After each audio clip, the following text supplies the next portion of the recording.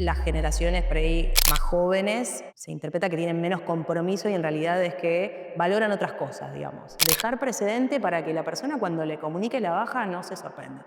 Por ahí a una persona más joven le das esta posibilidad de que no vaya a laburar un día, pero el otro día labure 12 horas y capaz te dice que sí.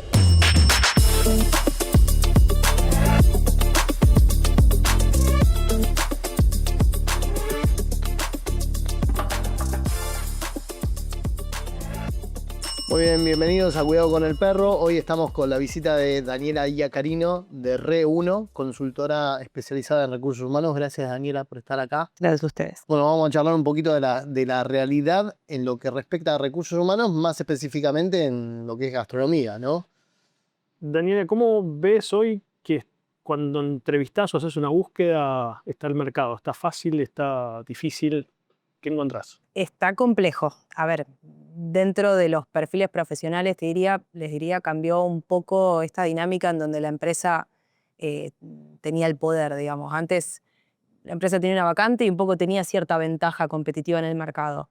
Hoy el candidato también está exigente, entonces obliga un poco a las empresas a tener una propuesta competitiva para poder atraer y eso te lleva quizás a instancias de reclutamiento un poco más largas, a negociaciones con el candidato, a procesos de búsqueda un poco más complejos porque incluso en muchos casos tenés que salir a buscar el talento, digamos, ya no puedes postular una vacante y tenés gente que se postula, sino que tenés que ir vos a jantear o a buscar gente del mercado para poder atraer. Y eso es un doble desafío internamente, porque quizás vos asumís que con un presupuesto puedes salir a contratar a un profesional y quizás en el proceso te das cuenta que no llegaste. Y en perfiles, perdón, más rasos o más generales o más llanos en una estructura, tenés otro problema y es el volumen de gente que se postula en una vacante. Entonces el proceso termina siendo igual de largo, igual de complejo y terminás quizás hasta diciendo, bueno, resolvamos con lo que tenemos, contratás lo que podés y eso te genera internamente quizás más rotación o menos compromiso, menor sentido de pertenencia y un nivel de complejidad dentro de la empresa más difícil de gestionar. Nos pasa que nos piden ciertos perfiles y cuesta encontrarlos y cuando por ahí encontrás a alguien, que es lo que vos decís, que pide más beneficios, muchos dueños van para atrás y dicen, no, no, no. ¿Quién se cree que es para pedir Mejor lo que no. pide? Sí, mejor no. Es que hoy en día es muy común porque también las pymes tienen un presupuesto acotado y tenés dueños que te piden, bueno, salí a contratar lo mejor que puedas y quizás se encuentran algo en el camino y negocian y acceden y otros que te dicen, no, no, yo gasto hasta acá, tráeme lo que puedas con eso y en el medio quizás se conforman con este y por ahí en lugar de contratar uno que hace un poco de todo, como es por ahí común en una pyme, que somos un poco más pulpos, terminan contratando uno o dos para una misma tarea, porque de repente no consiguen a uno que pueda generar el proceso punta a punta. Entonces eso incluso hasta genera a veces más gasto. Sabemos que en gastronomía no se paga bien. Vos haces varias búsquedas, tanto en gastronomía como en otros tipos de empresas. Sí. ¿Por qué en gastronomía no se está pagando bien o por qué no conseguimos buenos candidatos? ¿Crees que es por un tema salarial o es por un tema de Generacional o horarios? cultural, horarios. Creo que es un mix. Hay un tema generacional y es que hoy en día las generaciones por ahí, más jóvenes, como se interpreta que tienen menos compromiso y en realidad es que valoran otras cosas, digamos. Tienen como más foco en su vida personal, ven al laburo como un medio y quizás hasta incluso valoran el aprendizaje en una experiencia o la experiencia de empleado en un lugar y medio que les gusta esto de la flexibilidad, la dinámica y quizás están bien con lo económico y les atrae un paquete de beneficios con más cantidad de vacaciones, Okay. que es algo que por ahí en gastronomía es bastante complejo de otorgar. Y después tenés un mix entre esto de que a veces el empresario o el dueño no puede afrontar los gastos que implica tener a todo el equipo en blanco, porque sabemos que es carísimo e incluso es muy difícil de sostener. Entonces tenés un poco esa complejidad. La reputación del rubro no es buena, entonces eso creo que tampoco ayuda. Y por otro lado, esto de que la gente tampoco se detiene a formarse. Entonces, cuando salís a buscar al mercado, tenés gente suelta, ¿no? Como con mucha rotación, con lugares medio volátiles o random en donde trabajó y de repente caen como camareros y aprenden ahí y capaz que en 3, 4, 5 meses se aburrieron o empiezan a faltar o de repente consiguieron algo mejor o en otro lugar sí los ponen en blanco porque de repente ese dueño pudo y se van. Y nunca podés generar un equipo de trabajo sólido, ni construir confianza con ese equipo, ni generar el sentido de pertenencia a la gente que está en tu empresa. Pero cuando vos lo comparás entre gastronomía y otro tipo de negocio, ¿ves que en otros rubros sí están más tiempo en los puestos y tienen menos dotación o no? En algunas empresas sí. En otras pasa esto, que pasa en la gastronomía, que de repente los jóvenes usan el trabajo como un medio y están quizás un poco más de tiempo porque lo necesitan para bancar sus estudios o vivir solos, qué sé yo. No tienen compromiso con la tarea, entonces van, cumplen y se van a la casa y lo importante para ellos está después de las 5 o 6 de la tarde afuera.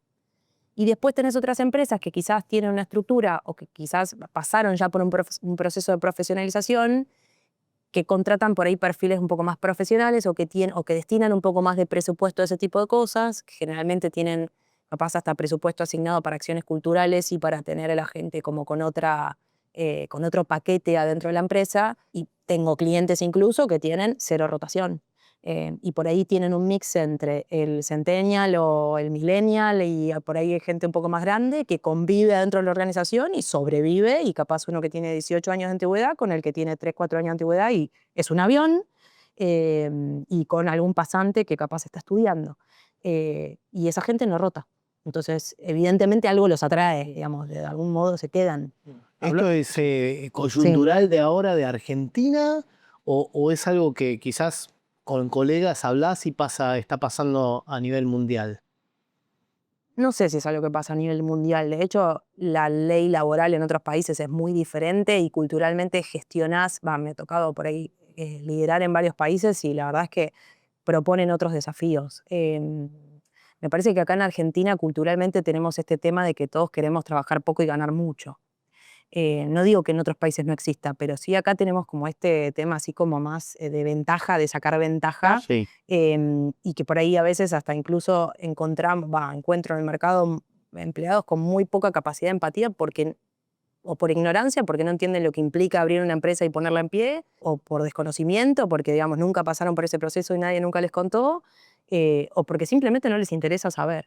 Entonces creo que es un tema que nos hace más a la cultura, más allá de todas las crisis que pueda tener este país, que son enormes y continuas, que eso creo que también nos lleva a un estado anímico un poco más a la defensiva, ¿no? Siempre, Y cierto estrés constante. Creo que hay un tema cultural nuestro que no ayuda. Hablas de la nueva ley laboral o lo que sea, y hay algo que es una frase muy común, por lo menos entre todos nuestros clientes, que bueno, vamos a echar a alguien, hay que echar a alguien. Y cuando se habla con el empleado o lo que sea, si no me quieren, que me echen.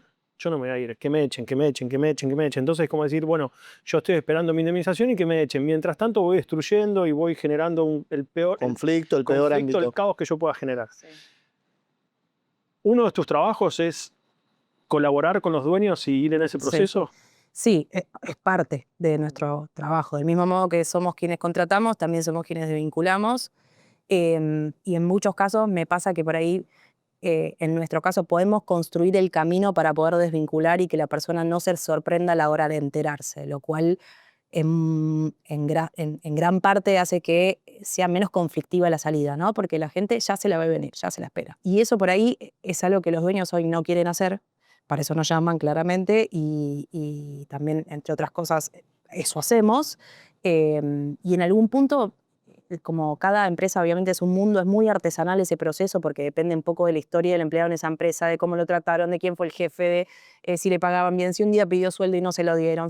Digo, cada uno Es tiene su recontra propio, medida, súper tailor-made y súper a medida de esa empresa o esa persona en ese momento, pero sí lo que tratamos de hacer nosotras es construir como el caminito para que en algún momento cuando llegue ese día, que quizás eso tarda un mes en muchos casos, otras veces es un poco más, depende de cuánto tiempo tenga ese dueño o cuánto esté complicando la cosa a ese empleado, como sentar las bases para poder armar el caso indirectamente, ¿no? Sin irme por ahí a la parte más legal, pero sí en esto de poder como dejar precedente para que la persona cuando le comunique la baja no se sorprenda. Después te puede hacer quilombo igual, te puede Siempre. mandar la carta de aumentos, eso siempre, pero sí tratamos de generar esas instancias porque a veces encontramos acuerdos y porque muchas veces ese empleado que está enojado y qué sé yo, se quiere ir también. Entonces, a veces aliviana la billetera del empleador porque no desvincula por ahí por lo que valdría esa salida y aliviana al empleado porque en ese momento recibe la plata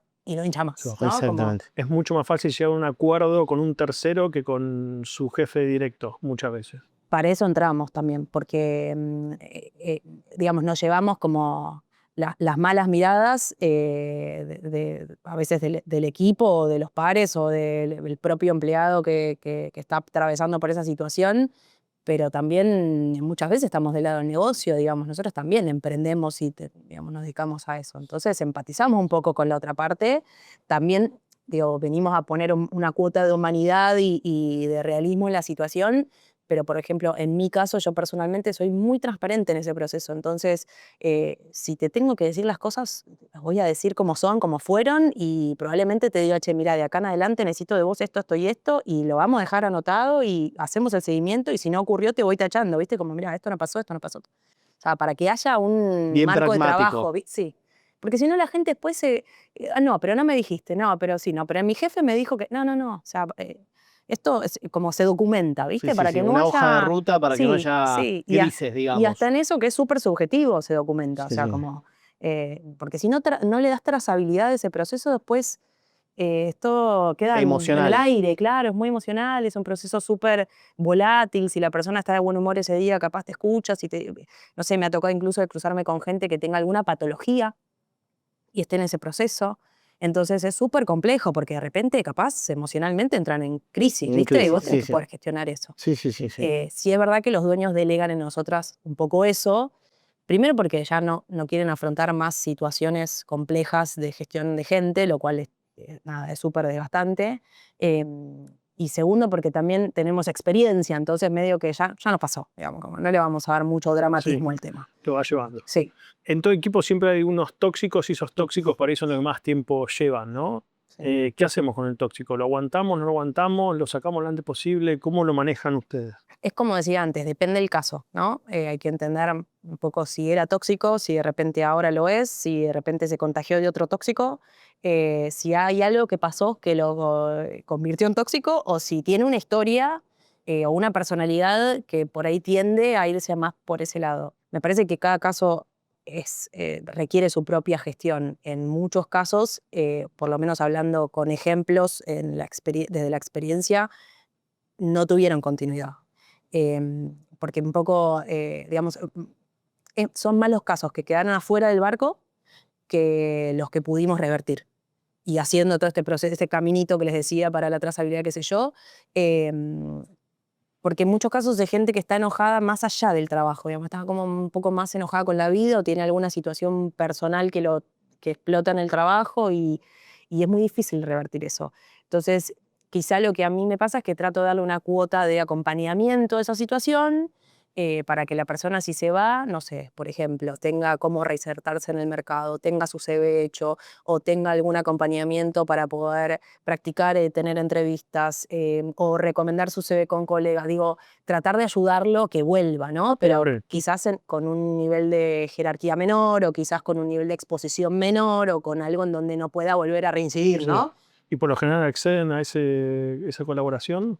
A veces sí, a veces no. Depende del nivel de toxicidad de la persona, la cantidad de tiempo que hace que esté así, porque a veces nos toca atravesar, digamos, esta situación con alguien que tiene 2 años de antigüedad y está enojado con la vida, y otras veces esa persona tiene 10, 15 años dentro de la empresa. Entonces quizás hasta en algunos casos me ha tocado prejubilar a alguien para decirle, bueno, mirá, y por ahí no era de ese tipo tóxico, pero era de ese tipo que no se subía a ningún barco ni de tecnología, ni de, digamos, como, no, yo eso no lo hago porque esto, en mi época, y nada, era difícil como arrastrar ese tipo de perfiles a una nueva metodología por ahí con procesos, no sé, un poco más claros, eficientes, funcionales, con sistemas de gestión. Entonces, nada, me tocó por ahí prejubilarlo, digamos, como decirle, bueno, retírate antes, te agarramos este paquete y vamos juntos, pero nada, como salió. Respecto a lo que es la capacitación de la nueva generación o en encarar cómo capacitar a la nueva generación, despertar el interés, Sí. ¿cómo lo ves? ¿Qué pensamiento tenés sobre...? No quiero hablar solo de la nueva generación, pero bueno, trabajando Son con la los gente que joven, están, ¿no? O sí. sea, son los que están, son los que vienen, Sí. son los que Los importan que nos realmente, siguen, ¿no? sí. Es como decía antes, hoy en día las nuevas generaciones quieren otra cosa.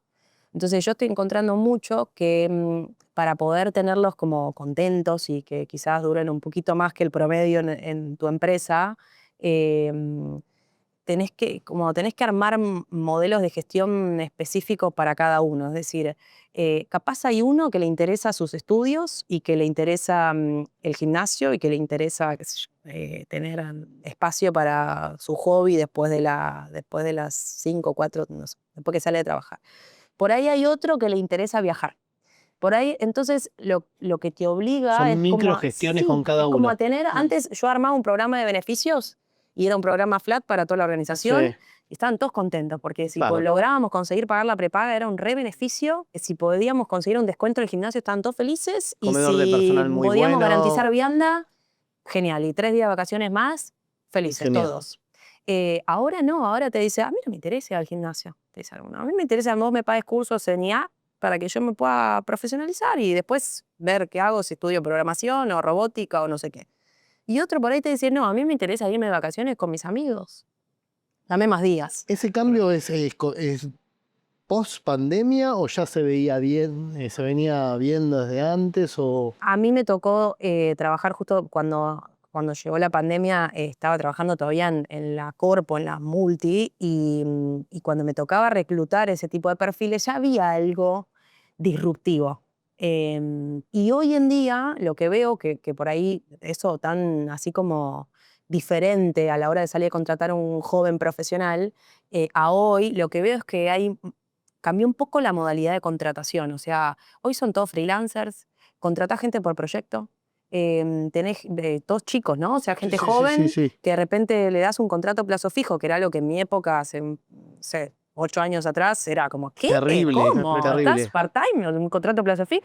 Y Todo ahora lo te contrario, dicen, lo qué quieren. bueno, es contrato a plazo, ¿qué? ¿En 6 meses termino? Quieren la Bárbaro. flexibilidad, Quieren digamos. flexibilidad, quieren no depender, quieren no reportar a un empleador. Y aparte la figura de autoridad para ellos es como, les da lo mismo, no es que tipo, antes a nosotros que nos pasaba, bueno, está mi jefe, voy a aprender, ¿viste? Claro. Como, ahora es como, no, yo quiero aprender de otra cosa, o sea, como... Vos lo que decís que el gastronómico tiene que cortar con su historia y decir, che, me tengo que adaptar a esto y esto es lo que viene, porque ¿qué van a decir muchos? Sí, No, lo que están diciendo es una boludez porque yo no tengo tiempo para dedicarle a cada no uno de mis puedo, empleados, claro. que si no sirve que se vaya. Claro. Vos Obvio. decís que si no se amoldan, nunca van a poder formar un equipo Es esto que, sí, es esto que normal. se dice hoy en día que hay que deconstruirse. Me parece que un poco el empresario gastronómico y de otros rubros, porque me pasan otros rubros, tiene que deconstruirse. O sea, hoy en día es todo un poco más flexible, ¿no? Con todo, incluso, digamos, tengo clientes que achicaron la cantidad de tiempo de laburo, de oficina, ¿no? Estoy hablando, digamos, no en Sí, sí, sí. gastronomía, pero achicaron la cantidad de tiempo de laburo para que la gente esté más contenta, entonces por ahí no se van por ningún otro beneficio de flexibilidad del tipo vacaciones adicionales ni nada por el estilo, pero ellos laburan todos los días 1 hora menos y el viernes 2 horas menos. Y no hay nada, digamos, todos llegan a las 9 en punto y todos se van a las 5 en punto o a las 4 del viernes. No hay rotación en esa empresa. Y tenés JP, o sea, tenés gente joven, tenés gente grande, tenés gente... Vos decís, ¿cómo funciona? O sea, como, es rarísimo. Bueno, la gente Y valora la eso. productividad sigue siendo buena. Perfecta. Y la empresa le va bien, digamos, en este contexto le va bien y es una importadora, o sea, con todos los desafíos que eso implica. Pero bueno, nada, justo se dio que en mi caso también ayuda a gestionar eso a la CEO. Se dio que internamente tienen un poco ese talento de poder gestionar con ese nivel de artesanal adentro, entonces les resulta, ¿no? Funciona. Pero digo, en gastronomía me parece que hay un desafío que tienen y como que se niegan a aflojar, y es esto que tienen que desconstruirse un poco, digo, desde la No, formación, desde la inversión, digo, hablábamos antes que hay grandes empresas que están dispuestas a pagar buenos a eso. sueldos, pero no quieren soltar la carga horaria de Total. 12, 14 horas por día, que si no estás en el desayuno, estás en la cena, está mal visto. Entonces, no importa cuánto te paguen, yo creo que hoy no los van a conseguir más. Bueno, nosotros teníamos esos puestos antes, trabajamos Claro, 16 y horas eran seguidas, así. y hoy no lo haría nunca más. No, y definitivamente. si vos no lo elegirías que laburaste en eso, ¿por qué crees que otros sí, digamos? Es como ni el centennial ni el millennial, digamos, no te lo va a elegir No va a nadie suceder. con esa condición. Y con la nueva ley laboral, ¿vos crees que es realmente flexible? ¿Es un poco más de lo mismo y no es gran cambio? ¿Vamos a notar un cambio o no? Todavía no tengo una posición tomada, quiero ver cómo se implementa, porque la realidad es que largaron todo y recién ahora dijeron, bueno, reglamentamos esto otro para noviembre, esto. Yo quiero ver cómo se aplica, porque parece como que es súper salvadora, digo, tiene cosas que para mí, para las pymes, están buenas, de tipo, podés tener empleados monotributistas. Digo, eso es un alivio enorme, porque la verdad es que es una figura que existe hace 1000 años en una pyme y que incluso le sirve al empleador y nos sirve a nosotras incluso para salir a contratar como herramienta flexible de traer talento, y porque la gente hoy tiene más de un laburo, digamos, en muchos casos. Entonces, está buenísimo. Y después tenés otro tipo de cosas como, qué sé yo, el banco de horas, qué sé yo, que son cosas que por ahí se cuestionaron un poco más. Que la verdad es que quiero ver cómo se implementa, porque si vos me decís, che, por ahí a una persona más joven le das esta posibilidad de que no vaya a laburar un día, pero el otro día labure 12 horas, si capaz te dice que sí. Y si Entonces te ayuda a tener un beneficio más si para los lunes o manejar esa martes a flexibilidad. las 11 nos vamos y después el sábado tenés que quedarte un poco más, creo que es lo mejor para todos. Es ¿no? trabajar por objetivos, por eso digo, un poco el desafío de hoy es ese, es como aprender a trabajar por objetivos y que la gastronomía se ayorne a eso. Me parece que el Sobre todo mercado con va el- por acá y gastronomía va por allá, Con el ¿viste? dinamismo que tiene la gastronomía o la hotelería, ¿no? De los rush que tenemos, o sea, los momentos que tenemos de mucho laburo y de Total. muy poco laburo y de Y bajón, ustedes ¿no? tienen trabajo por temporada también, o sea, es como que tienen que poder manejar herramientas que les permitan encontrar flexibilidad en ciertos momentos. Digo, es como la empresa grande que tiene de repente, no sé, cosecha en una fecha o que tiene, qué sé yo, estacionalidad en otra. Digo, hay un montón de gente que tiene nómina de 100 empleados en un momento y de repente tiene 50 porque es temporada baja. Y eso está bien, digamos, nadie cuestiona esos Es modelos. normal. Claro. Claro. Y es esta gente que le gusta ir y venir en las empresas y que valora eso y, tipo, Sí, y sí. así puedes atraer un montón de gente. 100%. Por lo cual vos ves que se puede llegar a hacer algo nuevo en gastronomía, desde tener freelancer para capacitar a tus gerentes o jefes de cocina, buscar otro tipo de beneficios y achicar un poco la carga horaria. Sí, me parece que incluso a mí me pasa desde recursos humanos, es un rubro que para nosotras es difícil de gestionar porque no tenés muchas herramientas con las que contar, ¿no? Entonces quizás es un rubro que hasta tenemos que aprender a educar y aprender a involucrarnos más, y hablo por ahí desde mi área, porque la mayoría de mis colegas le escapan a la gastronomía, porque no quieren reclutar, porque saben que es re complicado, porque no quieren gestionar con dueños, porque saben que es re complicado y porque tipo, encuentran por ahí mucha rusticidad en el rubro. Entonces digo, el resto del mercado va con esas condiciones y está sobreviviendo. Digo, ¿por qué todavía siguen de este lado clavados en que el modelo es el mismo que hace, no sé, 50 años? Sí. Y la verdad es que creo que hay mucho que se puede profesionalizar en gastronomía y como que no están viendo la oportunidad, ¿no? Como no dejan de ser una pyme. Entonces digo, si se puede hacer una pyme que vende, no sé, productos para la casa, ¿por qué no se puede hacer una pyme que vende servicio? Sí. Definitivamente. Daniela, muchas gracias, Placer. un placer. Gracias, súper enriquecedora la charla. Gracias a súper ustedes. piola. Espero no haber Así hablado que- mucho. No, recontra. Me Muchas recopa. gracias. Muchas gracias, Daniela. Gracias, chicos. Gracias a vos. Placer.